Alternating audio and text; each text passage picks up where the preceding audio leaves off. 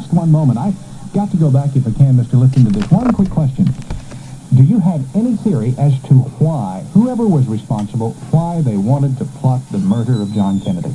Well, I think you're asking what I call now the political why question rather than the mechanical why. But don't you know that that's the question that everybody wants answered? Well, I would assume. But all I can offer really is a theory, and I didn't pursue this in the book because I don't have I think that this book is written as a how done it, number one, not a who done it, and it's not even a why done it. Yeah. It's basically how a disguise functioned that day. But it's my personal opinion that if this evidence stands up, if this is accepted, that what happened to President Kennedy was that he was murdered, his body was altered, and this is how phony medical and ballistic evidence was generated. I think that historians of the future will have to look back on this period and ask the following question: is there a connection between the subsequent escalation of the war in Vietnam and the murder of Kennedy in November '63? And I asked that question because of some other very good evidence, the Pentagon Papers. The Pentagon Papers established, without any question, that President Kennedy was intending to get out of Vietnam. Now, we can disagree on whether he would have followed through, but he was on record that he was going to do that. He was pulling out, I think 200 people lost their lives in Vietnam during his 1,000 days. They were all advisors, and his problem was really how to disguise a defeat, how to sell to the country the notion we just weren't going to stand and fight there. He didn't think the game was worth a candle, apparently. Whereas the subsequent administration, they had a different problem, how to disguise an escalation. Right. And according to the Pentagon Papers, that policy was changed secretly. We started hitting the north with PT boats. There was something called Op Plan 34A. The details are really not critical. The point is that within a year of the assassination, the policy was definitely in a different direction. And after the inauguration of Johnson, we had a complete escalation of the war, the overt involvement of the U.S. military, landing of troops, etc., and 500,000 men in the fourth largest war in history. So those were the stakes, I think. But that's really for the future. There again, that's theory, your theory. That's absolutely, that's theory. Indianapolis, good morning. Good morning. I've got two real quick questions. I read in the papers right after the Warren report that something like 50 and 70 years or something, there was a bunch of files put in the archives or something. I never could understand why they weren't supposed to be made public for that length of time. Do you know, could you explain that? Sure. Well, it's a standard policy to classify documents as a result of an executive investigation of a thing like a Warren Commission. As a matter of fact, most of that stuff's been declassified, and it's just not fair to say today that we don't know the truth about the Kennedy assassination because it's being hidden at the National Archives. If we don't know the truth about the assassination, it's because evidence was falsified that day, and we haven't gotten to the bottom of that mystery, which is what my book is all about. But it's not true anymore that stuff has been locked up. We do know that there are photographs that still exist, right, that are under lock and key. Well, yes, but the House Assassinations Committee had experts examine those photographs. Some of them were then redrawn. They're perfect replicas of them published in the House report. And doctors can go into the archives today. If you're qualified, you get permission from the Kennedy family to look at the original material. Yeah. I don't know that you don't think that would help your theory at all, then? Well, let's put it this way. The key photograph, the photograph of President Kennedy's head from the rear, was reproduced by the House Assassinations Committee. It was shown on national TV. It's in their report, and it shows the head is pretty much being intact with one little bullet entry wound at the back of the head. Well, the head was not intact in Dallas. So, in a sense, it helps my theory. It shows that there's a complete inconsistency between the way the body looked at Bethesda and the way it was in Dallas after the shooting. The removal of the brain seems to be a key issue here. But is it not standard procedure in an autopsy to remove the brain? Oh, absolutely. After the body arrives at Bethesda Naval Hospital, it would have been standard procedure to remove the brain. What is totally weird, peculiar, and outrageous is that when the body came in, it had no brain. Reston, Virginia, good morning. Yes, Ben? Yes, sir. You're doing a good job. Thank you. I'd like to ask Mr. Lifton 5 questions, and I'll hang up and he can answer them. Give his opinion. I don't want to pin him down, but sure. Number one, who was the pathologist who performed the autopsy at Bethesda? Number two, why did he burn his notes in his residence at Bethesda after the autopsy? 3, what kind of cases are handled on the 16th floor in the tower at Bethesda? And 4, well, another question is, what floor is X-ray located on in Bethesda? And the last one is, does he think LBJ was implicated in the assassination? Okay, let's begin. The pathologists are 3 pathologists who testified to the Warren Commission were Dr. James Humes, Dr. J. Thornton Boswell, and Dr. Pierre Fink, and they signed the autopsy report. Why the notes were burned, I don't know. The doctor said, according to before the House Assassinations Committee, in closed session, and I think some of this is repeated under oath in public, that the notes were burned because they were blood-stained. That's the answer to that question. That's the only explanation we have from the doctors, anyway. That doesn't sound very plausible, though, does it? Well, I just published the explanation at length in my book. I think history is going to have to decide whether it's plausible, and if there's any further investigations to be conducted in connection with the burned documents. Okay. 3, the 16th floor, what was going on up there? It's the 17th floor where the tower was. Jackie went up there, and most of the government officials were up there. That's, I guess, arranged like a hotel suite or something, and that's where they were in mourning that night, and it's the presidential suite. So that's where many officials spent the evening until 3 o'clock in the morning, 3:30, when the body left embalmed for the journey back to the White House where it lay in state and all that. X-rays on the 4th floor of Bethesda, I believe. That's what I've been told. Now, some of this may be different today because there's been a lot of changes at that hospital. As far as LBJ being implicated, I have no evidence that implicates LBJ in the assassination, and that's the answer to that question. Atlantic City, New Jersey. Good morning. Good morning. I'd like to offer a theory and ask a question. There's a theory going on that the reason he was assassinated is because Bobby Kennedy, along with John Kennedy, sold General Allerlane stock secretly in the basement of the U.S. Justice Department, away from certain people in New York City here. Now, my question is, what has happened to Henry Ripka, the chauffeur who drove the car? There's only one mention of his name in Death of a President by Mansfield on page 107 or 109, that nobody could ever find him. And B, why was a Secret Service agent after the assassination appointed, who rode in Lyndon Johnson's car to become the head of the Secret Service? Well, let's see. Starting with the General Annaline, I know nothing about the General Annaline theory, and that's the problem with theories about why something happened, because they're so non-specific, and that's why I try to steer away from them. As far as Henry Ripka, as far as I know, Henry Ripka was not the driver of the car. William Greer was the driver of the car. Ripka was one of the agents. He filed a report, and as a matter of fact, I don't know nothing more than that. His report appears in the 26th volume. As far as Secret Service promotions and appointments, it's true that there was a special office set up in the Secret Service, I believe, the year before the assassination. In other words, full protection was given to the Vice President of the United States, and after Lyndon Johnson ascended to the presidency, his agents, that is Rufus Youngblood, and that group of agents became rose in position in the United States Secret Service. I suppose that's natural, since Johnson appointed his men to higher positions. Some of the Kennedy people left, some of them stayed on. I don't have a complete analysis of each man's career after that. I think the question was denoting some kind of conspiracy or some kind of involvement. You have no theory on that? Well, I have no theory on that in the book. I must say that one of the things that I did not pursue in the book, there was no room to, and it would really be the sort of thing to pursue in a second book, and to pursue it well, you'd really need the power of subpoena, would be, I put up before that the Secret Service bears responsibility for that body, and that's true. One of the things a new investigation should do is get the personal records of the Secret Service and see if they can find anything of value in the promotions and appointments that took place in the 1,000 days of Kennedy. In other words, were men put into the Secret Service? Were they shifted around? Is there anything odd about any of that? I really don't have the facts in that area, but it's an area that the government should be looking into. Best evidence, disguise, and deception in the assassination of John Kennedy, the subject of our discussion this morning on The Larry King Show. We will continue after these messages. From the nation's capital, you are listening to The Larry King Show. Portions of this program are repeated in the Pacific Time Zone. Now, sitting in for Larry, here's Ben Baldwin. Larry King will return from vacation on Monday. I'm Ben Baldwin from mutual affiliate KTRH in Houston. David Lifton, your guest this morning, and Parma Heights, Ohio. Good morning. Morning, Ben. I have 3 pieces of information I'd like to give your guest, if you will allow me. All right. Quickly. Well, first of all, I believe you said you wished you knew the name of another man who saw the 2 caskets. Yeah. Since I've saved every clipping I could find since the assassination happened, I happen to have one here from 2 weeks ago with a very large picture of Donald Rebenich and Tish, which was the name of the one man you knew. And then it says at the end of the article, the 2 casket statement was also confirmed by Robert Mumo. Richard or Robert Mumo, yes, right. I knew about that. That was in the wire service story. I probably just didn't mention it. Well, and then I also wanted to say something about the archives in the brain. Did you ever contact Dr. Cyril West? Yes, I've been in contact with Dr. West. Well, then you know that he was the first person to ever see the archives, and he found the brain was missing, and he had gotten permission from the Kennedy family to see the brain and the photographs and x-rays. Well, as a matter of fact, I was with Dr. Weck when he went to the archives in 1972 in August.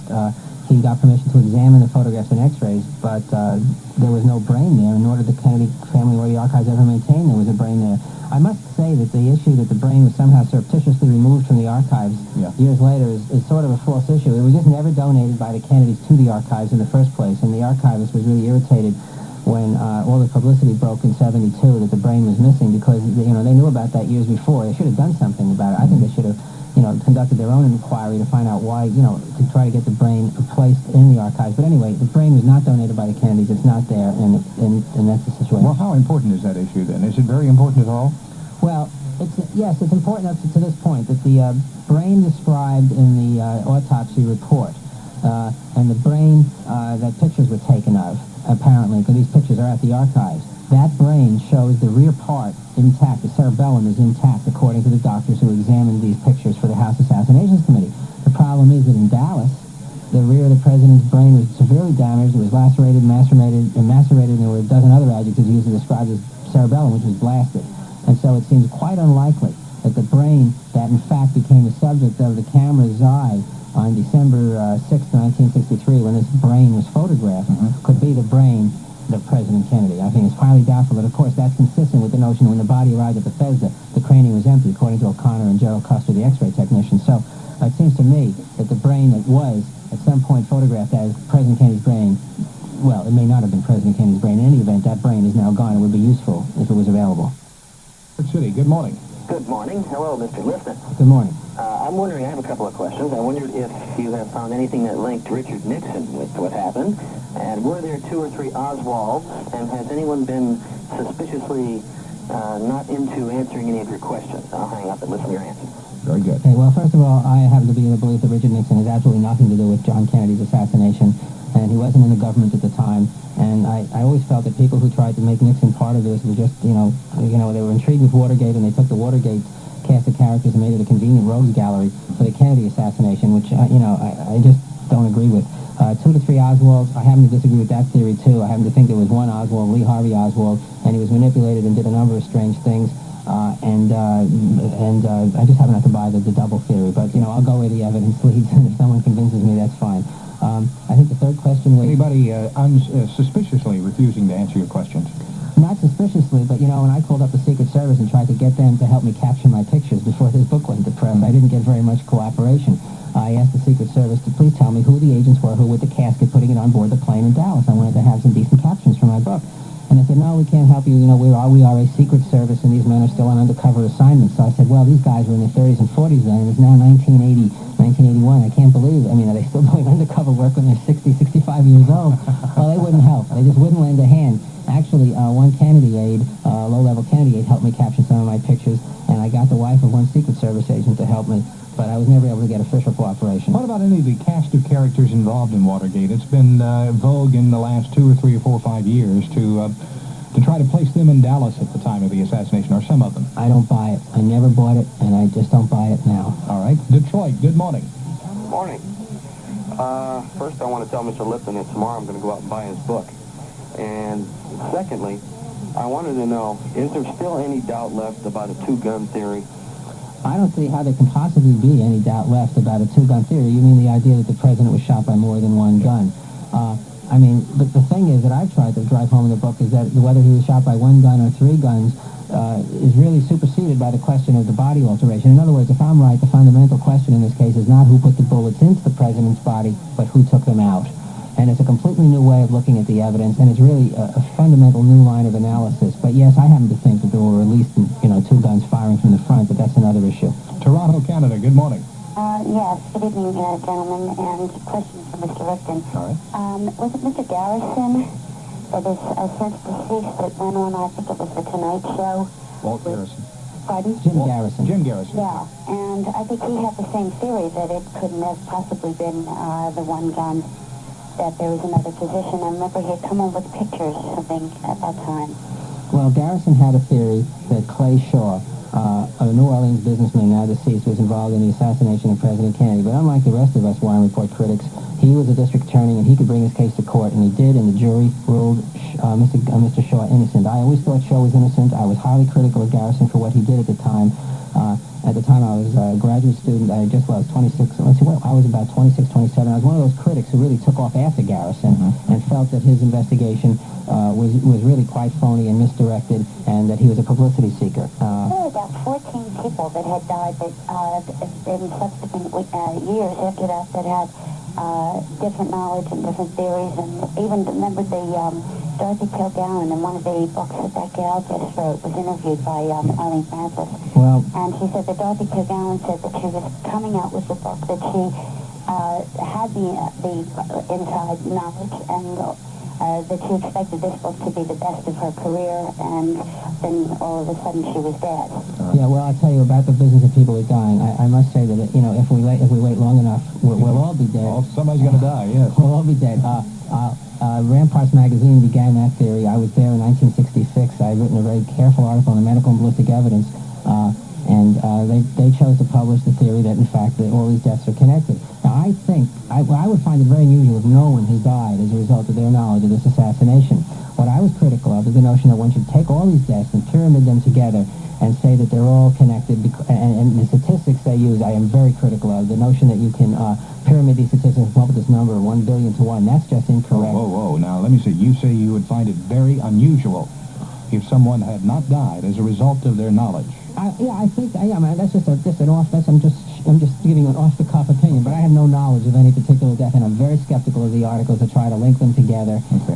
The one that was done at Ramparts, I disagreed with at the time, and I told them they shouldn't be using those statistics. Later, I was a researcher on a movie called Executive Action. They used the same statistics. One of the things the House Committee did was take apart that argument statistically, and I think it should be taken apart, because I don't think that these numbers, that there was 1 billion to 1 odds, are just ridiculous. That's not true. If you go to a football stadium and, say how many of the people here, how many people will be dead 10 years from now, you'll get one number. But if you go to the people that died after the fact and ask the question, what are the odds that A, B, C, D, E, F, G will turn out to be dead, you get a different number, and that's an incorrect way to do it. But do you have any specific theory of someone who has died that you think could very well be? No, I don't. Okay. But then I haven't followed or kept files on these individual deaths either. Paducah, Kentucky. Good morning. Whoops, no one there. We'll go to someone else in just a moment.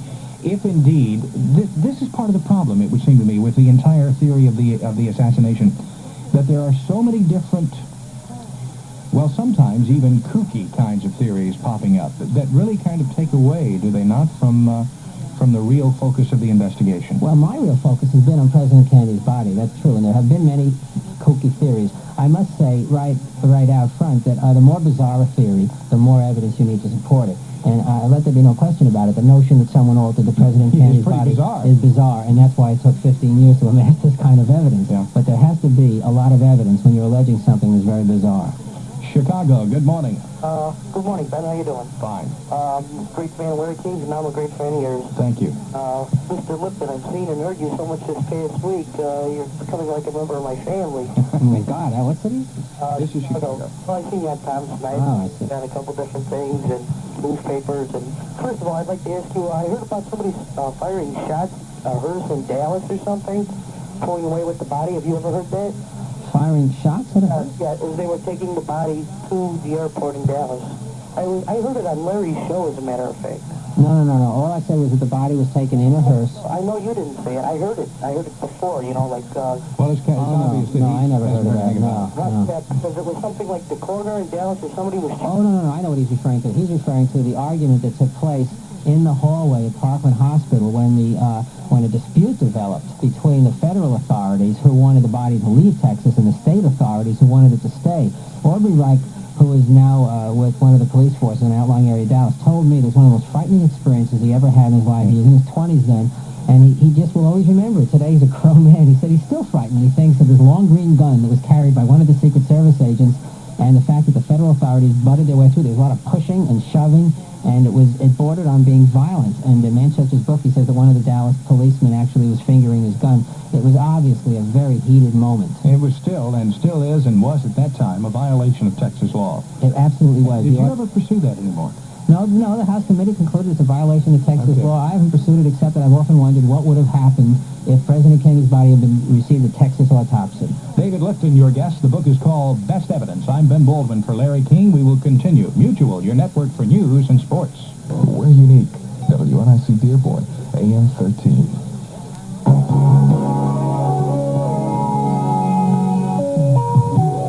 From the nation's capital, you are listening to The Larry King Show. Portions of this program are repeated in the Pacific Time Zone. Once again, here's Larry's guest host, Ben Baldwin. Larry King's on vacation. He will return on Monday. David Lifton with us now, the author of Best Evidence, Disguise and Deception in the Assassination of John Kennedy. We were talking during the break, Mr. Lifton. You do believe that at some point in time, in the future, we will be able to know the whole story?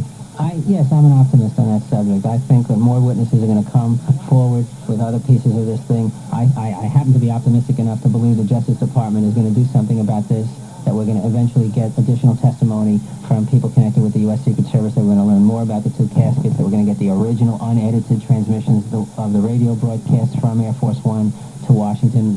What I found, although it was interesting to have, is still edited broadcasts. A voice comes on at the beginning of the tape, so this is an edited tape. I'd like to know whose voice that is and who did the editing. Things like that. Yes, I think we're going to get more information, and as time goes on, we're going to get a lot more about this, what happened in Dallas. Philadelphia, good morning. Yes, I'd like to tell you, I think this book sounds really interesting. I saw it in the bookstore today. It's a lot of money, $17, but I want to get it. I have 2 or 3 questions. One is, didn't they want another casket from Gawler's funeral home? Manchester said that they got one from there because the first one was damaged. My second question is, the helicopter that you heard in Andrews Air Force, wasn't that the helicopter landing to take Johnson because he didn't leave on the forklift with Jackie? He went down the stairs into a helicopter. My third question was, Jackie's testimony, it was deleted about the wounds. Was that revealed later, and has Jackie talked about it? All right. Okay, let me start with the third question first. The testimony was deleted until 1971. That transcript was then declassified. I quoted in the book, and the testimony appears to indicate that she believes the back of her husband's head was shot off. So that's no different than what the Dallas doctor said, for reasons I do not understand. Although Jackie wanted to talk about the wounds, Earl Warren and his colleagues didn't want us to read what she had to say. But that all got resolved in 1971. The helicopters. No, the helicopters that we hear are not the ones that took Johnson back to the White House. I make that very clear in the book because the transcript of the network makes it clear. They say the helicopters that are about to, that are parked here to take Lyndon Johnson and the party back to the White House are right here. Their rotors have not yet turned. This is a good 5-10 minutes after the plane has landed. So those helicopters do not have any turning rotors, and they're, by the way, on the port side of the airplane, and they're not in motion when this other sound is heard. In other words, they just remain there static for a good 10 minutes, and that's when Johnson gets on board after he makes a statement to the country. Third question, Gawler's. Yes, a second casket was brought to the hospital, but that's after midnight, and that has nothing to do with the casket, the business of 2 caskets at the early part of the evening before the body arrives. That's a very expensive mahogany casket that's brought to Bethesda well after midnight, and that's the embalmed body is put in there for the journey back to the White House in the lying in state. Okay, I need to ask you about the significance of a memo that I will read, dated 26 November 1963. From Commanding Officer, U.S. Naval Medical School 2, and if it's significant, you can give the name of the person too. Yeah, I think we should leave out names. Okay, yeah. Mm-hmm. Number 1, you are reminded that you are under verbal orders of the Surgeon General, United States Navy, to discuss with no one events connected with your official duties on the evening of 23 November 1963. Number 2, this letter constitutes official notification and reiteration of these verbal orders. You are warned that infraction of these orders makes you liable to court-martial proceedings under appropriate articles of the Uniform Code of Military Justice. And then it's signed, I suppose, the commanding officer. Then there's an endorsement where this person endorses receiving the official notification and says that I am aware of the disciplinary action that could happen. That's right. Now, you want to know about that? Yeah. Every single person in that autopsy room was asked to sign that because years later, the House, because this kept people quiet. I mean, the guys who know about 2 caskets, some of them don't even realize the significance. As I indicated before, they think it's a security measure, but they never even talked about it. The reason they didn't talk about it, they couldn't talk about anything that night because of these orders that were given within days of the autopsy of John F. Kennedy. And years later, in 1977, the House Assassination Committee, with full authority, tried to interview these people. And they spent, I think, about a year trying to get that order rescinded because they would contact people, and these people would tell a congressional committee, I can't talk. I've been ordered by the Navy not to talk. So Andrew Purdy Purdy of the House Committee spent quite a bit of time, the first year of that investigation, trying to get the Navy to rescind the order. At one point, he actually got it was about to get it rescinded, and Diane Seymour, a Washington attorney, overruled and said, no, we're not going to rescind it. And then the committee, through Lou Stokes, Congressman Lou Stokes, had to go to Secretary of Defense Harold Brown. And finally, when it reached the top, I mean, Brown was a very reasonable guy, they just rescinded the order. And Andrew Purdy told me that there was a file in the government, concerning their, first of all, the fact that each guy had signed this piece of paper, and I brought a sample of this to the broadcast here tonight. But he said there was a file kept in the government on this whole thing, and that file I obtained under the Freedom of Information Act. And that's where I got the full extent of this Navy gag order, as well as the committee's finally successful attempt to rescind it. The real pity is that when they finally did rescind the order, and they did rescind it, they conducted such ineffective interviews. In other words, they go to Paul O'Connor, and they interview him, and as far as I know, no stenographic transcript, no tape recordings, nothing in the public record, and the result is that the House Committee is told, for example, by O'Connor that the President's body arrived in a body bag, and they publish the information and don't even know what it meant. You know what I find significant about this, though? Two things. Sure. Number one, there is no letterhead indicating this is from the Department of the Navy or anything else. And number two, that if this were some kind of conspiracy, why in the world would the commanding officer of the U.S. Naval Medical School then send a copy of this back to the person signing it to retain for their files? Well, okay, I want to point out that I don't think that this is, necessarily part of a conspiracy. I asked each person I interviewed, when you were asked to sign this order, I said, how did you feel about it? Did you feel you were being hushed up or something like that? Most of them had a very benign reaction to it. They felt, no. All I felt was that they didn't want us talking about the wounds. There was one exception to that rule. There was one guy who felt that he could tell from the president's head that John Kennedy was shot from the front, and he felt things were being hushed up. He was from that night forward, and that this order was part of the business of hushing them up. I think it's debatable whether a legitimate bureaucratic reason was used to hush people up or whether it's sinister. But there's certainly a legitimate reason to ask hospital corpsmen not to talk about what they saw. In this particular case, all I'm saying, the effect was that people who had knowledge of two caskets and the body arriving in a body bag, they weren't giving interviews to local reporters. They just weren't, because this is one of the reasons why. Yeah. Fairfax, Virginia, good morning. Good morning. Ben? Yes, ma'am. You're doing a wonderful job. Thank you. You're really good. Mr. Lifton? Yes. The cover-up, and I think it's a cover-up, must have started at Parkland Hospital. Why do you say that? Because of the body change or whatever happened there. But my real question, all the events that you have said are mind-boggling. I've never believed anything from the very beginning, but what you're saying in your book is just fantastic. In my wildest dreams, I couldn't have believed that kind of thing could have taken place. But there was a question of a wound in the back, and the clothing was supposed to have been pulled up. Do you know what I'm talking about? Yes, about there was a wound in the back observed at Bethesda, which was not seen in Dallas, and in fact it's about that wound that the autopsy doctor apparently called one of the Dallas doctors and said, did you make any wounds in the back? Now, what's your question about it? The question is that didn't the Warren Commission, Earl Warren, apparently was very disturbed, and he said at the time that the American people should not really know about this for a long time. And Gerald Ford was also on that commission. Did these people know what you know now? Well, that's a good question. No, they didn't know what I know now. And I just want to go back to the original thing. Yes, it really is fantastic, and that's why we need a lot of evidence to support a thesis like the fact that the body was altered. But I'll tell you what will be even more fantastic, which I don't think happens here. No, they didn't get everybody together in the Warren Commission in one room and tell them to lie. They didn't get the attorneys together. They didn't get the commissioners. We're not part of a conspiracy. That would be plain unbelievable. What's really perfectly believable, and if you know anyone in law school, you can verify this, is that if you falsify the most important evidence in an investigation, you can mislead the investigative apparatus. You can completely derail it. That's what happened here. That's really far more believable than believing that all these men, these lawyers brought in from different areas of the country to chair the Warren Commission investigation were part of some kind of conspiracy. Well, they weren't. They may have had biases, they may have had preconceptions, but they weren't part of any plot. Your theory, how many people today know the true story? Theory. I'm asking for your belief. I really don't know, but I would assume that there have to be a clique of Secret Service officials that are aware of two caskets. There just have to be. That didn't answer my question, though. I'm talking about the whole story. I don't know. I really don't know. I just don't know the answer to that. I mean, 1, 2, 3. I mean, I certainly don't think in terms of hundreds of people involved in any plot or harboring a secret. We'll be back after these messages. From the nation's capital, you are listening to The Larry King Show. Portions of this program are repeated in the Pacific Time Zone. Now, sitting in for Larry, here's Ben Baldwin. Mr. Lifton, it has been said repeatedly, even at the very beginning, that there were indeed discrepancies between the Dallas doctors and the Washington doctors and those about the wounds. Right. And it was explained, well, this is going to be common when you're talking about such massive wounds and so forth. Right. Well, I should point out that there were 4 wounds on the body at Bethesda. And at no point do I say that the evidence for alteration is equal in all these 4 cases. The wound that really clinches the case, as far as I'm concerned, is a large wound in the head, because both groups of doctors saw it, and it was described so profusely and in such detail at both ends of the line.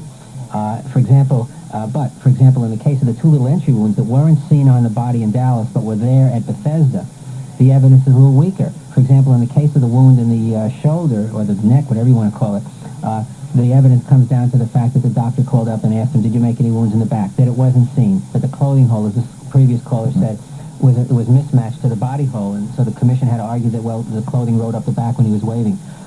What I argue in the book is that if the body was touched at all, if one of these wounds was changed, then we have to look at it like a 4-word signature, and if you prove forgery in one of the 4 words, the whole signature is cast in doubt. If the fatal wound was altered, somebody touched the body, and we go from there. And the same thing goes with the neck wound. We didn't talk about that, but in Dallas, a little tracheotomy incision was made through this puncture in the neck. The incision, according to Dr. Perry, was 2 to 3 centimeters. At Bethesda, it had blossomed into an incision testified to as being 7 to 8 centimeters, and it had widely gaping irregular edges. Well, in Dallas, it didn't have widely gaping irregular edges. It was just made with a knife, as one doctor after another told me. At Bethesda, the autopsy report says widely gaping irregular edges. More evidence that something happened to that wound. But my confusion is over the premise of the question. Why would somebody ask the question, did you make a wound? Well, it seems to me that the Bethesda doctor was puzzled. I mean, he must have been puzzled. Why did he also ask the Dallas doctor? Why would he say, is there a wound? Was there a wound? Or I did you see. do Well, something the area of puzzlement would be whether a wound he was looking at possibly was man-made. I mean, that would be the area of his puzzlement, and that's the only way I can explain it. West Salem, Wisconsin. Good morning. Yes, I just have a couple of questions. For one thing, can you tell me if President Kennedy was hit 3 times, as I've heard, or was he shot more times than that? Oh, well, the answer to that is, the way we would pursue that is to go to the Dallas observations, because if the body was altered, that's the only medical evidence that's reliable. And the Dallas doctor saw a hole in the front of the neck and a hole at the back of the head. So they thought in the beginning that either a bullet had entered the front of the neck and blew out the back of the head, or maybe he was hit twice. And that's exactly what I think. Oh, by the way, I don't think he was hit once, because we know from the Zapruder film that there were 2 separate motions in the last moments of life, the swoop of the hands to the throat and the backward motion of the head. So I would say he was shot twice, once in the neck from the front and once in the head. But in the book, I indicate that he may have been shot twice in the head, and that's a detailed matter we don't have to pursue here. Herndon, Virginia. Good morning. Yes, good morning. 2 things. First, could you extrapolate possibly on the manipulation, or what you think possible manipulation of Oswald, and also any connection of Ruby? Yeah, good questions. We haven't gotten into that yet. Okay, let's talk about the manipulation of Oswald. I don't pursue this that much in the book, except to point out that if the body was altered, then President Kennedy must have ridden into a rather well-engineered ambush, in which ahead of him at that moment were people with their fingers on triggers of guns that were about to shoot him. Behind him was this man set up to take the fall. A patsy, a total innocent man who was maneuvered into a position. Now, I don't know how that maneuvering was done, but there's been a lot of books written that cover this area. The question of whether Oswald had some secret relationship with the U.S. government, why it was he was able to get passports, travel around the countries, he got out of Russia, as you know, he was a returned defector, and then he goes to Mexico City weeks before the assassination, is meeting with someone who we now know is a foreign agent. How is all this done? You know, it's a very ambiguous area, but I'd like to tell you about one incident. Robert Oswald, his brother, testified that when Lee Oswald returned from Russia, he was interviewed by the FBI. And at the end of the FBI interview, according to Robert Oswald, Lee's brother, the FBI agent asked Oswald, "Are you with the CIA?" And Lee Oswald replied, "Don't you know?" And that, to me, captures the enigmatic quality of Oswald's relationship with the intelligence apparatus. The fact is that if he was manipulated, it was done very cleverly. He probably thought that morning that he had some relationship with some agency of the government. I don't think he did, but whoever was maneuvering him probably convinced him he did, because how else explain all these runnings around, going to Dallas, working in that location, and so forth? Is there any question in your mind about whether Lee Harvey Oswald fired some of the shots? I don't think he fired any of the shots, because I think the body was altered to make it appear that he did, and if neither rear entry wound was seen in Dallas, And if a body was altered, and someone went to great lengths to alter that body to create a ballistic connection between the gun and the crime and a trajectory connection. Yeah. And for that reason, I mean, if someone could show me evidence that he actually fired the gun, and also I happen to believe the evidence that he was down on the second floor, which is another area. Okay, where, you don't even think he was up? no, because a policeman ran into the building, according to the FBI, within 10 seconds of the shooting, pushed by people at the doorstep there, and found Oswald drinking a Coke. All right. And I think that's pretty good evidence he wasn't on the 6th floor. Jack Ruby's connection, if any. Well, I don't know much about that area of the case. I mean, the House committee concluded that Ruby did not get into the police department's basement the way he claimed he did through the Main Street ramp. They claim he came in through another door or an alleyway. I think that's probably correct. And I assume that murder was the result of someone having to eliminate Oswald, who was innocent. What I always believed, however, was that it was never supposed to take place in the basement of police headquarters. I would assume that there was some plan to murder Oswald which ran awry and which resulted in the fact that he was eliminated in the basement of Dallas police headquarters. In any event, that's where it happened, and it's fishy. And the House committee concluded it was part of a plot. Back after these messages. From the nation's capital, you are listening to The Larry King Show. Portions of this program are repeated in the Pacific time zone. Now, sitting in for Larry, here's Ben Baldwin. A good question that we've gotten into here. Was there a fragment of a bullet found in Conley, in Governor Conley? Yes, a little tiny piece of metal was found in Connolly's wrist, but no bullets were found in Kennedy's body. Kennedy's body was bulletless, and the FBI guys who talked about surgery of the head said also that the doctors were, quote, at a loss to explain why they could find no bullets in the body. The only 3 pieces of ammunition large enough to be put under a ballistic microscope which linked Oswald's gun to the crime were all found outside the body. One was the bullet that rolled off the stretcher at Parkland Hospital within 90 minutes of the shooting, the bullet that the one FBI expert said was in, quote, practically original condition, and the other 2 were 2 large pieces of bullet found in the president's automobile at 10 o'clock at night when it was parked in the White House garage. I might add that the automobile was also in the custody of the Secret Service, which runs the White House garage, and that's where 2 large bullets were found, 2 large pieces of bullet were found, which matched to the gun. So that's where the 3 pieces of ammunition come from. Moline, Illinois. Good morning. Yeah, Mr. Lifton? Yes. I purchased your book about a week ago. I saw read, and I find it, your theory is real plausible, coming down to the framing of Oswald. That's what we're really talking about. Right. Using the trajectory reversal, the bullet removal, Yep. the trajectory alteration from front to back to make it appear the back to front. This guy really read the book, right? But my point is, if we believe, I kind of think that that's what it rests on, the framing of Oswald, because he was interviewed at his arrest, wasn't he? And he said he was a patsy. That's right. He said he was a patsy more than once. Into So, TV. Officer Tippett. What's that? How could they make Oswald kill Tippett, or was he the one that killed him? Well, Could they? Well, there's no question about that. Well, no, wait a second. I'll tell you something. I did not write a section of my book on Officer Tippett. I resisted the temptation to do that because I felt it would completely confuse things and would change the focus of the book. The Warren Commission was created to investigate the assassination of President Kennedy, not the murder of Officer Tippett. But I must say that books have been written already with chapters on Officer Tippett, one by Sylvia Mark called Accessories After the Fact, one by Lane Rush to Judgment. There is very good evidence that the evidence in the Tippett murder is just as unreliable as the evidence in the Kennedy case. And I'll just give you a synopsis if you want me to. The bullets in the Tippett case arrived at the FBI lab, I think, several months later. It's a very weird chain of possession. They cannot be matched to the gun. What matches the gun in the Tippett case is not the bullets from the body, which cannot be matched, as a matter of fact, but shells found at the scene of the crime. The problem there is that initials were put on one or 2 of the shells by the officer that found them. The initials are not on the shells in evidence. There are discrepancies like that. Now, I must say that viewed in the context of what happened in the Kennedy homicide here, with a case that the body was altered and all that, the Tippett thing has to be completely reevaluated because the Kennedy case has to set the standard for the evaluation of the ballistic and medical data in the Tippett murder. Now, after all these years, it seems to me the recollections seem to run together. However, there were witnesses to Lee Harvey Oswald's shooting Tippett, were there not? Okay, the Warren Commission attorney Wesley Liebler, with whom I deal in the book, criticized the commission heavily in his own memorandum for citing Helen Markham as a witness, and he said she's buried there in the Warren report, but the public will find out about her, something like that. The point is she was not a very credible witness. In fact, as has been pointed out by one author, she left her shoes on the roof of the police car. that was at the Tippit murder. There were people who saw someone running from the Tippit murder. There's a very legitimate argument as to whether that someone was Oswald. I will surprise you by telling you that I personally believe that Oswald was probably at the scene of the Tippit murder and is the person who ran into the theater. What puzzles me, and I have no qualms about accepting him as the killer at Tippit if the evidence pointed in that direction, what puzzles me is the evidence indicating that something happened to the shells, that they started with initials and ended up without initials, that the gun found in his possession, for example, in the Texas theater, it was supposedly misfired. And the FBI reports there was an indentation on one of the bullets. The FBI agent was right there, said there's an indentation. The bullet with the indentation doesn't end up in evidence, yet they're supposed to be the same bullets. So it seems to me that somebody's playing, there's jokers in the deck with regard to the Tippit evidence, but I never made a careful study of it. St. Paul, Minnesota, good morning. I have 2 questions and I'll hang up and listen. Okay. Okay, why isn't Jackie suspect? Because she was going to divorce him because he was fooling around with Marilyn Monroe? And wasn't Nixon in Dallas that day? Well, first of all, Nixon was in Dallas that day, but I don't think that means he has anything whatsoever to do with the murder of John F. Kennedy. There's lots of other people in Dallas that day who also have nothing to do with the murder. As far as Jackie, no, I don't think she's a suspect.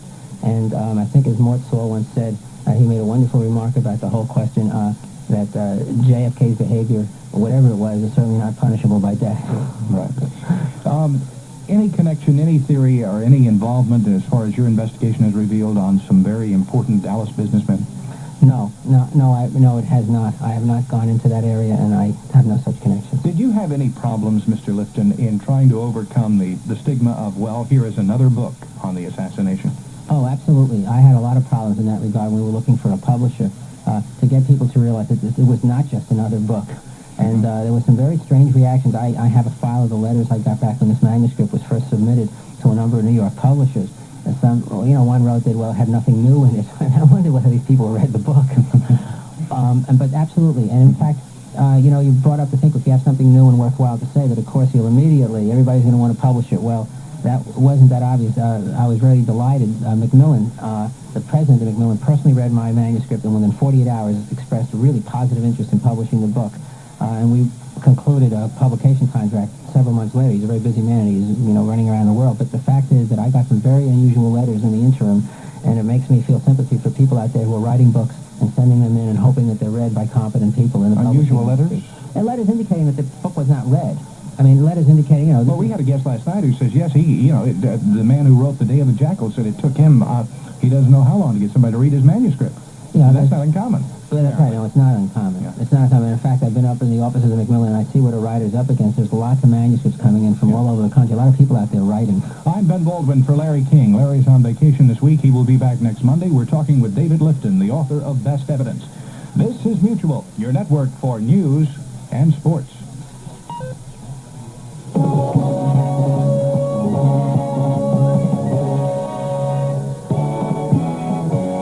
From the nation's capital, the Mutual Broadcasting System presents The Larry King Show, network radio's only coast-to-coast talk program. Portions of this program are repeated in the Pacific Time Zone. Call The Larry King Show now at 703-685-2177. That's 703-685-2177. Let the connection ring. We'll answer when it's your turn. And now, sitting in for Larry, here's Ben Baldwin. Good morning. Larry King is on vacation. He will return on Monday. I'm Ben Baldwin from Mutual affiliate KTRH in Houston. If you are just joining us,